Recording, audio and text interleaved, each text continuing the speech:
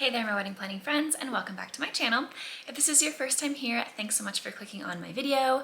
I'm Emily Summer. I'm a wedding planner based in Montana, and I make weekly videos on wedding planning tips and advice. So today's video, we're talking about some of the not so fluffy parts of wedding planning and getting into some things that aren't always talked about when it comes to wedding planning.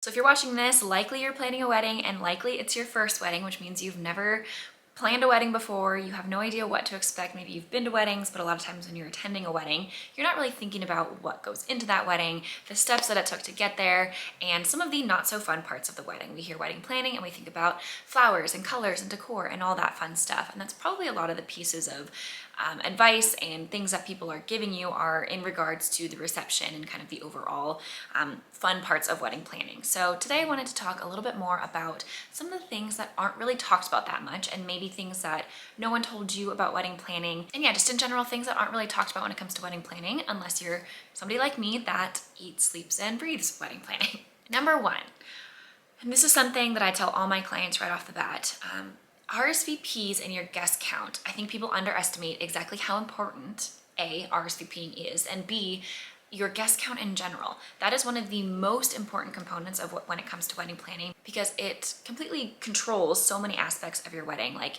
how much food to have, how much alcohol to have, how many rentals to order. All of those things are directly correlated to the amount of guests you have. So RSVPs are huge. Make sure that you are emphasizing an RSVP date on your wedding invitations, and also expect people to suck at it. That's just kind of a part of wedding planning that a lot of people don't talk about, or maybe they didn't warn you about, and that is people really suck at RSVPing. And so this is something that you will likely need to follow up with. It's going to be a tedious task, but just anticipate that you're going to need to set an RSVP date, and then you're likely going to need to follow up with people past that date. So make sure whatever RSVP date you are setting is going to give you enough time to have a little bit of wiggle room, a couple weeks of time before any of your final counts are due to any of your vendors, like your caterer or your florist or anything that requires a head count. Give yourself plenty of wiggle room from the time that you set an RSVP date for your guests and the time that you actually need to provide that final number. On the same kind of topic as RSVPs, people will drop out at the last minute. You're going to get some people that RSVP'd yes and then tell you that they can't come at the last minute, and you've already paid for their meal, you've already paid for their rentals, and yes, this is super annoying, but it's kind of bound to happen. And hopefully it'll only be one or two guests, you know, a couple that aren't really going to affect anything too much overall, but just kind of expect that that's going to happen, and be prepared for it budget-wise, so that you aren't getting completely let down or it's completely destroying your budget if this does happen to you. Same thing as people that last minute RSVP or last minute show up. Just kind of expect that there's going to be a little bit of wiggle room when it comes to your final guest count, and be prepared for that. Number two, so much correspondence is done via email, and I think maybe this is something that's a little bit more expected now in this day and age, but I highly recommend getting a wedding website, or wedding website, but a wedding email address. This way, all of the correspondence that you are having with wedding vendors is going to one inbox, and maybe share that with your fiance so that you guys both have access to this constant stream of communication that's going to and from your wedding vendors, and it's not going to get lost in the kind of everyday jumble of your personal email, your work email, whatever that might be. Have a separate inbox for your wedding correspondence. Number three, you need to actually schedule your wedding day, like plan out times and events for your wedding day. This is something that I think most couples are surprised by, only in the sense that they've never had to deal with that before. You kind of show up to a wedding and everything just seems to happen, right? So when it's your wedding, you actually need to plan those events. So if you are not having a wedding planner or wedding coordinator, this is going to be on you to actually make a day of timeline. And this is something that I highly, highly, highly, highly recommend. Don't just go into your wedding day saying, oh, it's gonna start at 4 and then we'll have dinner, you know, at 6-ish or whatever, and just kind of wing it, and wing when toasts happen, wing when your first dance happens. Just let it happen naturally. Definitely want to have things planned out. So if you need some assistance on a day of timeline, I have a video all about how to make that. Also, I do provide a la carte services and virtual planning services now. So if you go to my website, which I'll link below in the description, I can actually create a day of timeline for you if that's something you don't even want to deal with, don't even know how to start. That is a service I can provide regardless of where you are in the world. So check that out if you're in need of that. Number 4, stamps. Postage is really expensive, and that tends to be a cost that a lot of people don't factor into their initial budget. It's also something that's not really talked about for whatever reason. When it comes to ordering your wedding stationery, keep in mind how many pieces of paper you're going to have in your wedding stationery and how much that's going to weigh. So if you are considering a full deck, a full suite of your wedding invitation, see if you can get a sample of that sent to you so that you can go to the post office and weigh it and see how much that's going to weigh, because you want to make sure that you are keeping it within that weight restriction to only have one stamp. Because if you are going to need 2 stamps, if you have multiple pieces of paper, heavy cardstock, that's going to completely double your entire postage cost and budget for that. So keep that in mind and be aware of the postage costs. Number 5, the amount of time you're actually in your wedding dress. And I'm kind of surprised how little this is talked about. As I own a wedding dress store as well, I hear this a lot where brides are talking about, I get brides that don't want to spend all that much money on their wedding dress, just wear it for a day, which I totally understand. But I hear sometimes them saying, oh, I'm just gonna wear it for an hour, 30 minutes, or, because you're thinking about the wedding itself and then people that change into a reception dress. However, you are going to be in your wedding dress for a very long time. Likely you're gonna get into your dress probably 3 hours before your wedding, your ceremony even happens, to allow for a first look if you're doing that, to allow for bridal portraits, bridal party portraits, family portraits if they're going to be around, getting into your wedding dress, those photos, all of that, even before you're in it for your actual wedding ceremony. And then you have your ceremony, of course, and then you have photos directly after your ceremony. And then if you're not changing into your reception dress until dances start, then you're in it through dinner, and you're in it through toast, and you're probably in it for your first dance. Typically, the minimum amount of time that you're in your wedding dress is probably about 5 or 6 hours. So keep that in mind when you are shopping for a wedding dress, and don't just think that you're going to be in it for just 30 minutes and then that's it and you can change out of it, or you're only in it 30 minutes so you don't want to spend that much money on one. Whatever the reason may be, you're definitely going to be in your wedding dress for a lot longer than you might think. And that goes for shoes too. So definitely keep that in mind. You're going to be on your feet a lot. You're going to be in your shoes a lot. Number 6, this is something that's really not talked about, and I see it time and time again. And there is a good chance that you get emotional at the end of your wedding day, and not emotional in the sense that you feel so much love and that your wedding just happened and you married the love of your life, because of course you're going to feel those things. But something that I have noticed with my clients and just with friends too is it can sometimes be really emotional in a weird way at the end of the night, because the entire last likely year of your life has been planning this wedding and planning for this day, and then all of a sudden, in the blink of an eye, it's over and it's done. And then it's kind of like, what now? And your whole life is kind of focused on this wedding day, and now you need to shift to marriage, right? And now the wedding day is over and your marriage is just beginning. So try not to lose sight of that, but understand that it is completely normal to feel a weird combination of emotions on your wedding day and at the end of your wedding day and your wedding night. It is completely normal to have a sense of sadness that this is over, that all the communication you've had with your vendors leading up till now is going to be over, and people that have been really involved in your life for the past year, maybe even longer, and have been in maybe your everyday communication, are just going to completely be gone. So if you are feeling that way, just know that that's totally normal. That is something that happens all the time, and don't beat yourself up or don't feel guilty or bad that you don't feel a complete sense of elation at the end of your wedding day.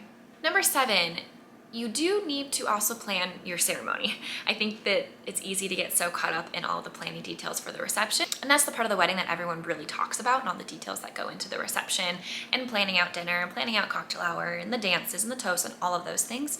But don't forget the very key point in the ceremony, and that's something that does still need to be planned out as well, as far as order of events, what you're going to say, what you're going to do. Are you going to have any readings? Are you going to have any a unity ceremony? Are you going to have musical performances, anyone singing a song, anything like that?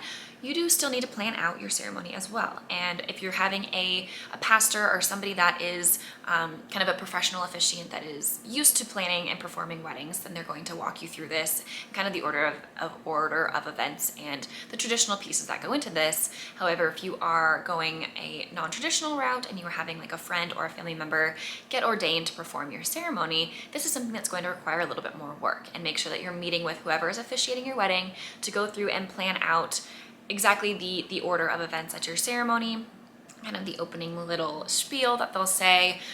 If you plan to write your own vows, if you're going to recite the traditional vows, make sure that you have those written down and prepared, and exactly what you want included in your wedding ceremony. Number 8, people are going to constantly ask you questions from the time you get engaged until literally your wedding day.